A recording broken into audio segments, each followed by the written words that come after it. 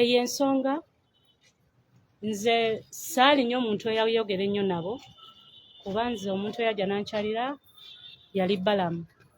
So batugamba tukirize emisango ffenna tubeere iko oba kibinyonyodde bulungi babe nga bo omusango tegugenda basinga naffe kuba batugamba we tugaana option eyaliwo twalina kukkiriza ewatali ekyo twalina okufiira mu kkomera okubeera mu kkomera paka kuba nabo baali batidde nti emisango gye baali babaguddeko so ffe twalina okukkiriza ng'era we bakikoze kubeera ebbanga lye bansalira si lye nkoze omusango oluvannyuma lw'okukkiriza omusango batukonvictinge tuteebwe naye nabo bennyini kubeera naye namubuuza kyokkiriza nti omusango twagikola n'agamba nkimanyi temwagikola era ekyo ekipapula kiri waliwo weki Balaama era naye yaŋŋamba akimanyi omusango tetwagikola naye naŋŋamba option eriwo kukkiriza batuwe obusibe bwe tukoze oluvannyuma lwa 2 weeks tufune pardon bwekyali bwekityo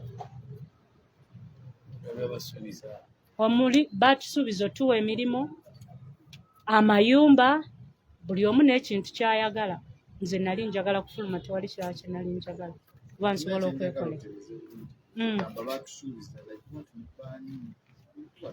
nze nantigambye omuntu eyammiitinga yali Balaama omanyi gwakolera yes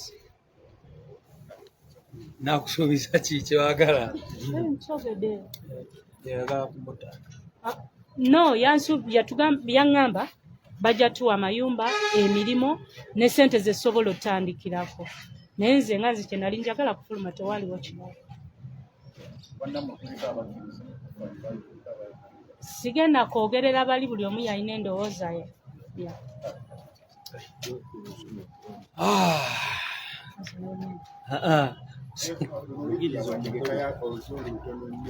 I'll talk briefly. Okay, so we are happy today that Olivia Lutaaya is with us. Of course, it is painful. These people have spent close to 4 years under illegal detention without trial. You think about 4 years in your life and imagine what they have lost. 4 years. You know, Olivia has 2 children. Imagine where her life would be by now if she hadn't spent all that time in prison. So, the regime, of course, knew very well that if these people were just freed, they would sue the regime for malicious prosecution and all that. So that is why they insisted that these people must, first of all, plead guilty to crimes they did not commit. Olivia has told you, the regime claimed that they found them with ammunition and all that. But you can see how ridiculous it is. Where did Olivia, they called her and they found her near her place. They picked her from there. They took them in detention, started promising them money if they accepted to go and see General Museveni. When Olivia and others refused to go and meet him, that is when they brought those offenses of unlawful possession of ammunition and all that. So for us, we are happy that Olivia is here right now.